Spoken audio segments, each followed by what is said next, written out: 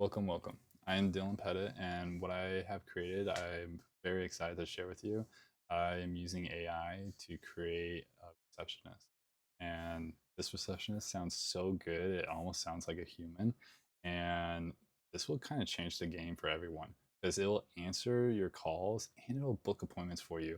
But I am using Square appointments for my booking app. So if you don't use Square, there are other alternatives where you can just hook up your Google Calendar to it and it'll just kind of automatically do that for you right now without having to do anything. But if you're using Square appointments, this will help you. Hey there, you've reached Alaskans Relaxin'. This is Maya. How may I assist you today? Hi Maya, can you book me a 90-minute massage, a deep tissue for August 6th at 3 p.m. for Dylan Pettit, and my phone number is 907-707-3847. Hi, Dylan. Let me check the availability for a 90-minute deep tissue massage on August 6th at 3 p.m. Please hold on for a moment. It looks like that time is available. Would you like me to go ahead and book it for you? Yes, please, and thank you. You're welcome. I've booked a 90-minute deep tissue massage for you on August 6th at 3 p.m. If you have any other questions or need further assistance, feel free to ask. Perfect. Thank you for calling Alaskan. Back over here and see if it does. One eternity later. There it is. Fantastic. Okay, so now that that's working, what I'm going to do is I'm going to show you exactly how I got here. The first thing you should do is get M1 on your phone. This is what the website looks like. You can just try it for free. You get a week's free, but if you do pay, I highly recommend just paying it for a year at a time because then you'll save 42%. So then the thing that we're going to do is we're going to go to Zapier. Zapier is how I'm connecting everything together. It's basically how I use AI to handshake my Square Appointments app and allows everything to kind of mesh together and create the appointment. All right, so to get this started, what we're gonna do is you have to create a trigger, and then this is where you'll type in M1. So it's like if I change it right here, just type in M1 and it'll go right there. But first you need the M1 app. So get the M1 app first, get it set up on your phone, and then you can come and create the trigger event. So you're gonna select this first node. You're gonna go to this, you'll type in M1 and click the first thing. And then you're gonna do new call, and then you're gonna attach your account to it. The second thing you're going to do is you should make a phone call to M1 just so you have some sort of reference to grab information from. So go through a whole entire step like I did earlier, creating the entire booking through M1. It won't work unless you want to stop there and just use Google Calendars to book all your appointments, but I use Square.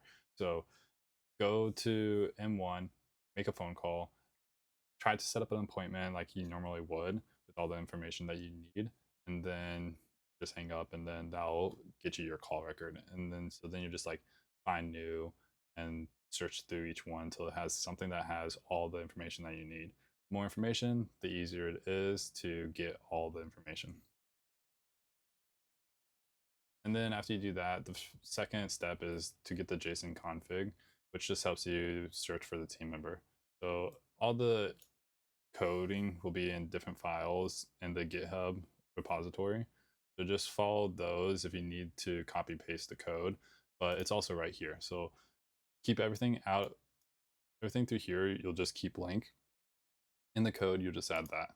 And all this will do is it'll just return some information to you, and it'll give you a JSON body. This is what all you really need, because if you try to use the webhook and you copy and paste, it just won't work. You'll type in the URL right here, copy paste, keep this blank, and then the data, all you'll do is you'll hit this button, the little plus button, and it'll drop down every step before the step that you can grab information from. You'll go right here, and then you'll see the JSON body. So you just click that and it creates right there. But since I already have it, I'm just gonna delete that. Keep unflattened as yes, basic auth blank. Your headers are gonna be authorization, and then you'll find that bearer authorization right there, which was right here. You just copy that whole entire line. Don't get the quotation. Everything needs to be very, very precise. Don't copy spaces other than like in between commands. So don't copy a space before a command or a space after a command, and don't get the quotes either, unless you need to in the codes that I provided through the GitHub. So once you do that, you'll come back here, you'll paste that right there. You'll create all your headers, which all your headers are right here as well. So you kind of see how it says H right there. These are your headers. So create each of your headers, return raw response as no. So when you go to run this, what it'll do is it'll give you your team member ID along with all your team members actually. And then the next step is to parse your transcript. And the code is in the GitHub again. And so then the input data will be transcript, and then you'll do the same thing. You click this, new call, and this will just be the transcript. And then just copy and paste the code, but it's not really going to work for you because it actually has all my information. So I highly recommend like grabbing the code from GitHub. So look something like this, if I can find it. This is step 4. So you just copy and paste the whole entire thing. You'll go over here to ChatGPT because I highly recommend ChatGPT if you're trying to code, because you can make coding just so much faster and easier. And then you just paste it in, hit shift, enter a few times, and be like, change names to whatever is relevant to you and your team members. And then it'll change all the names so that it's more relevant to you. Everything else is good in this code. You just need to change that one, the names. Going back over here, let's go on to, and then we'll just kind of show you what happens. It's going to parse the transcript and it's going to grab all the relevant information. It'll keep the full name blank if it's looking for your name or Maya's name. I named my AI receptionist Maya, MYA, and that kind of helped keep things pretty accurate. And so you don't want it to search your name, but it's going to be totally fine because if you have your phone number in Square and you have your own like customer account under Square, then it'll find you through your phone number. Step 4 will give you a service name, but we need to change that service name into an ID. How we do that is by going to step 5 and change the ID into a variation ID. And you'll get your variation ID by going back to the catalog. So Square Developer, go to the API Explorer. Up here you'll type, drop down, go to catalog, drop down, go to search catalog objects. Change this to the one that you need. Begin time, keep empty. Include category path to root, true. Include deleted objects, false. Include related objects, false. Limit will just be limit. Don't put anything there. If this is blank, either type in item or drop down, select item. Everything else is good. Hit run request. And then this will give you all of your objects in your inventory or in your catalog. So you're going to have to copy that, go back to ChatGPT, go ahead and get rid of this, and then type that in there or copy paste, hit enter a few times, and then tell it to parse variation ID and variation version. Oh yeah, so it's too long doing that. My catalog is huge. So if you run into that, go ahead and go over to Word.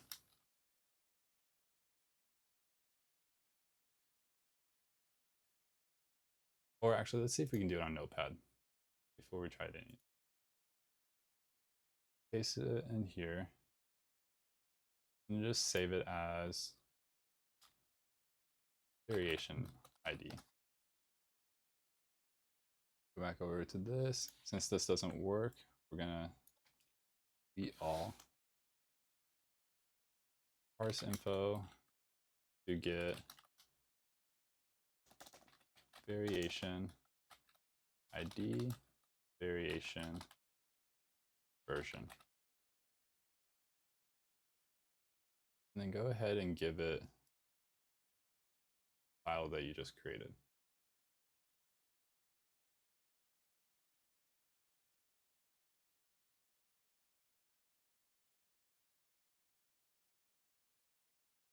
And then this might take a minute. So what I recommend doing, because it's going to take a minute, just close that window after you already submitted it and go back to ChatGPT. What you'll find is that it'll actually go a little bit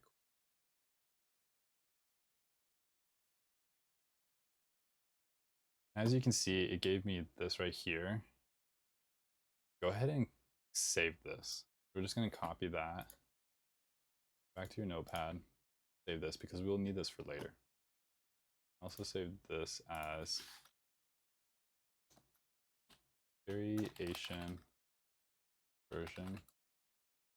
Actually, you know what? Variation e slash version. Oops. Does not like that. Score ID underscore version. We'll need that for later. Okay, so let's go back over to this. So what you're going to do is you're just going to copy the file that I give you through GitHub. Go back to here. Merge that info with this code and maintain integrity.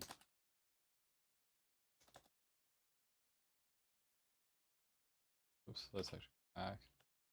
It's Shift Enter will give you some space, and then Control V.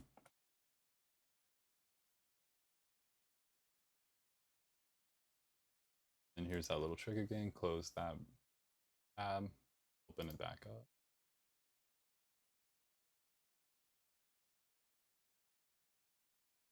And it'll go a little bit faster.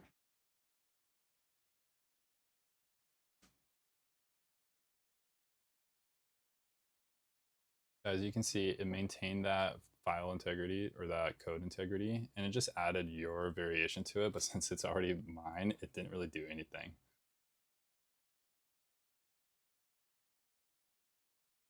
Sweet. So then this is what you'll copy. And you'll go over back to here, and then you'll just paste it in right there. And so go to input data, type in normalized underscore service, and then right here, you're gonna hit the plus sign. You're gonna go back to the transcript, and then you're gonna scroll down until you find the service name.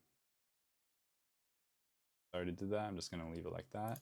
And if you hit continue and retest that, what you'll find is that the service name now changes to service variation ID. And then it also gives you the service variation version. Very helpful for later on. So now step 6, we're going to go to get all relevant data for service. So you're going to go to webhooks by Zapier. You're going to do a get action. And then type in the URL for the catalog object. So we'll go back to the catalog. And so you have all this. If you go to your catalog, you'll find that you'll see this URL right here. Don't copy the spaces. Copy that. And then you'll just add it right there. And then keep the cursor behind it. And then you'll hit that plus sign. And then since the previous step is step 5, go like that. Scroll down until you see variation ID. Click that. Keep this in as JSON no. This is blank. JSON key. Just keep the JSON key blank. It should say JSON right there if you keep it blank. Unflatten, yes. And then again, you're going to add the headers. And then once you do that, let's go ahead and retest the step. And if it has all this information, you're doing pretty well. Go ahead and continue. Step 7, simplify info for booking steps. It basically takes what we got from step 6, which was, it looks like all that. We're going to simplify that. It's a little redundant, but it's okay to be redundant sometimes just to make code so much clearer. So go ahead and input data. You're going to have variation ID, name, price, currency, service underscore duration underscore ms, because then it's going to go by milliseconds. Available underscore for underscore booking. No underscore show underscore fee. Some of this information is kind of redundant, but it's good just to have it in case. Transition underscore time underscore milliseconds. And then you'll get that code again from the GitHub. And that's just to parse it out and make it super simple. All right, so steps 8. This right here, you just kind of need this. What it does is it takes a command that you send to Square's API, and it kind of gives it a key so that no two commands are the same, so that it doesn't confuse things. That's all you basically need to know about it. So everything else is blank. Paste that in there. Continue. That step. Don't worry about the ID. All you need is this right here. Okay, so if a client is new, you're going to want to capture their name, and that's all this does. But since it's going to capture my name, no data was here. So setup, you're going to do formatter by Zapier, and then you're going to do an action text. And then transforms, you're going to scroll down until you see split text.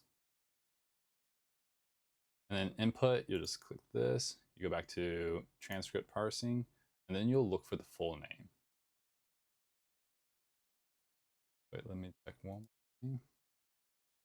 After the full name input, you'll go down to separator, and you'll actually hit space.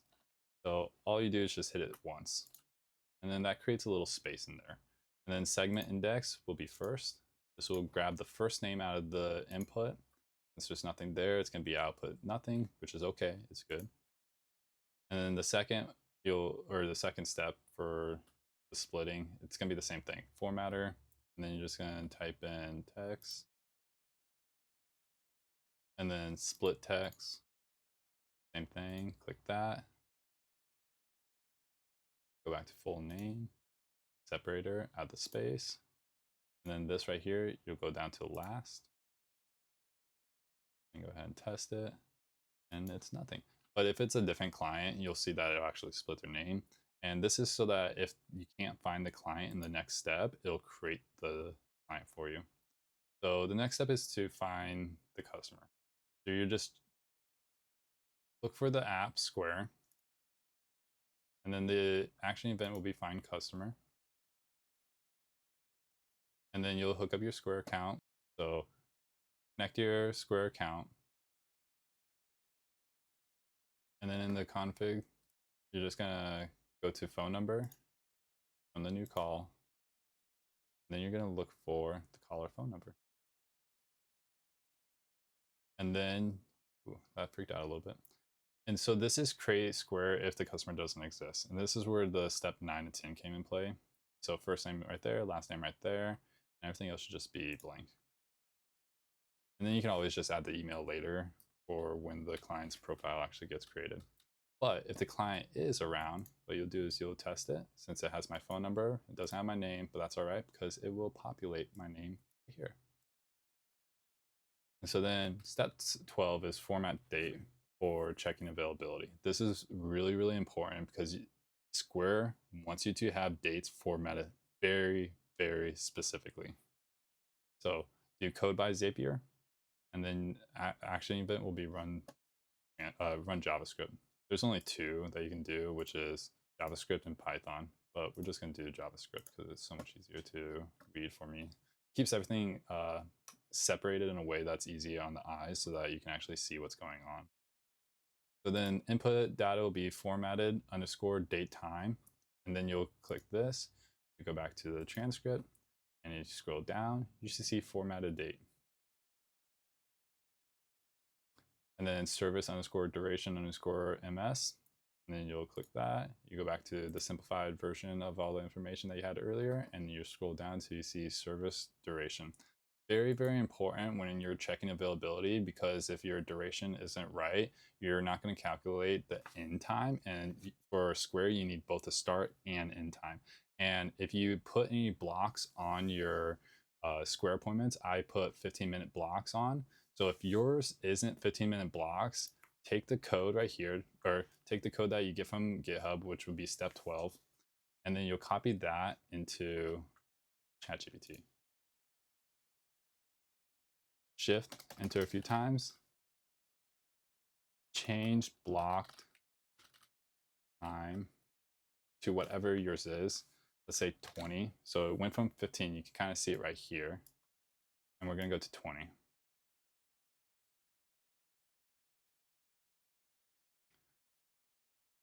So we'll just close that out, reopen it, make it a little bit quicker because it's still doing everything on server side. Gonna wait. Still faster than if you just waited. So here's a revised code with the blocked buffer time updated from 15 minutes to 20 minutes. Fantastic. So it's pretty straightforward and easy. Oh, if it's not giving you the full code, oh no, that should be the full code. And then just double check, like just put it in here, you'll paste it. And if it doesn't work, what you'll do is hit retest.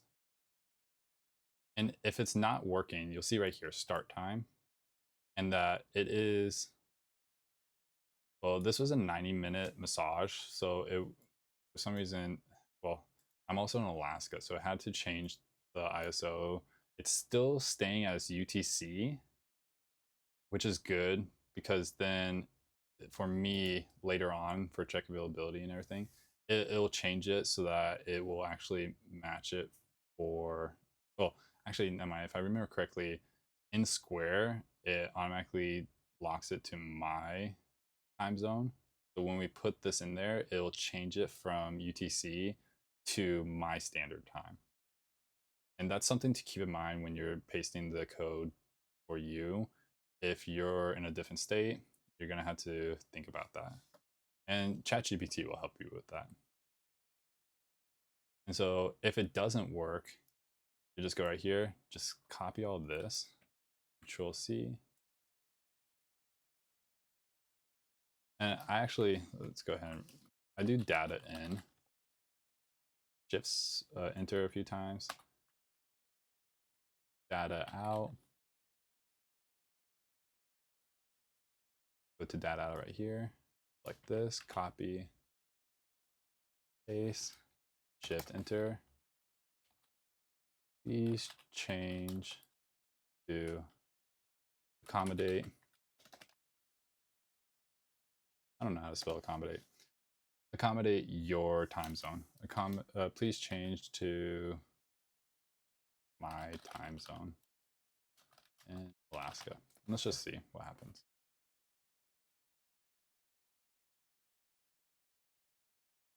And because it already is, it's probably just going to tell me that you don't need to change it. It already is. So to make that faster, we're just going to close that tab. We open ChatGPT. Second.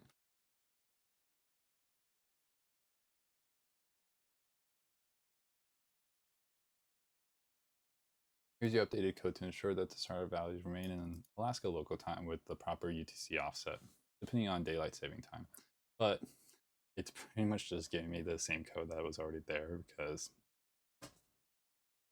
I mean, it just is. And so then what we'll do is you'll copy that, and then you just go back to configuration, just paste it here. So let's just see how everything's working. That looks right. Menu. So check availability. You're just gonna do a Square app, and then the action event is gonna be API request, and then your account should still be linked right there. And for this, you're gonna stop on error, no, which you should, but I'm just gonna say no for now because I feel pretty confident about the. So the method is gonna be post. The URL is gonna be, so search availability. That will give you this right there. and then paste it in there. And then you're gonna do only 2 headers this time, because for some reason when you use Square API, it automatically adds the header. And so if you put a header right here with the Square version, it is going to send 2 Square versions, and then you're gonna get a bad request and it'll break. So just remember step 13, don't add the header. And then you should get the file, the code from step 13 in the GitHub. Paste that. Oh, and so with this also, when you paste a code that looks like this, these might be different for you. So you'll just click that area. It should show something right here, but you're gonna be in between the quotes. And then you'll just kind of click. So if it's, here, just to kind of give you an example, I'm just gonna delete that. So you'll see the quotations, click that, hit plus. So we know that's in 12, we'll go down here. This is the start time. So start at. And then you'll do the same for end at, and then you'll do the same for variation ID, and the same for the team member. Make sure everything works. So step 14. This is just an easy formatting again. You're just gonna do code by Zapier. You're gonna run the JavaScript. And then you're just gonna put the input key. We need that key right there. And then you'll just do the relevant key. This one is for step 8, which I guess I could have just pulled way back here in front of it, but you know, whatever. And then start at, you get everything from the check availability. So if you just follow along, if you need to pause, just pause, and everything right here looks similar to this one. And then again, you'll get the code from GitHub. And then we need that key again. Actually, we probably don't need that key again. But just to be redundant, I did the key again. Just make sure everything right here looks the same. And then go ahead and get the code from GitHub. And then you just paste it here. Everything looks pretty good.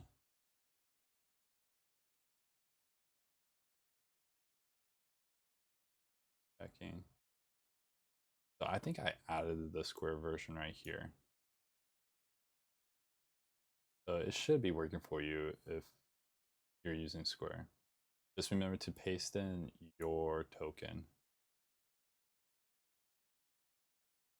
And once that's all done, go ahead and retest. And it's a success. As you can see, it says updated or accepted. I just got a notification on my phone. And if you try doing it twice, what will end up happening is it'll do this. Or actually, I'm not.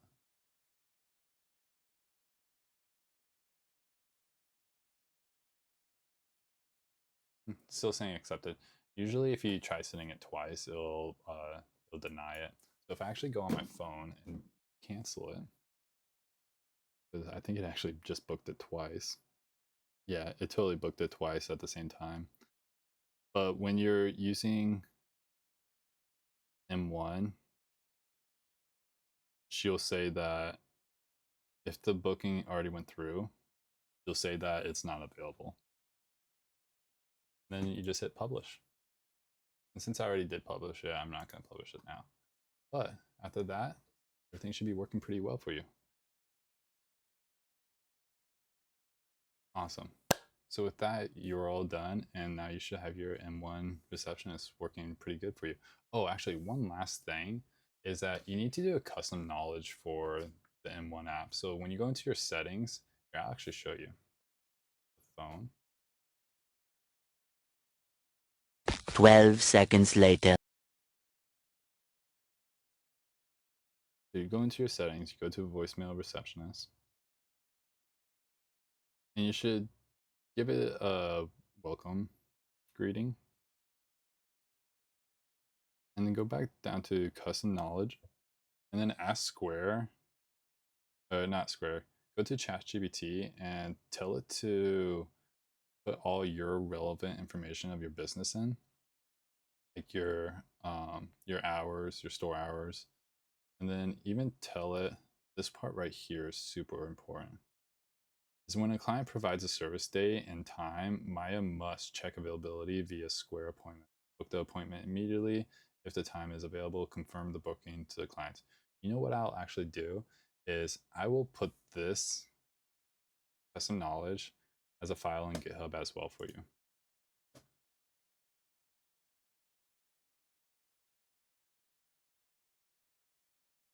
I'm going to do that. Just going to select all that, copy. I'm going to go back to ChatGPT.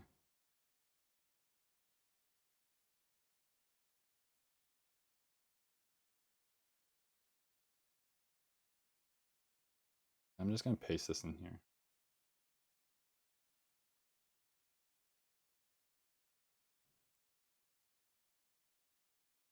And then there you go.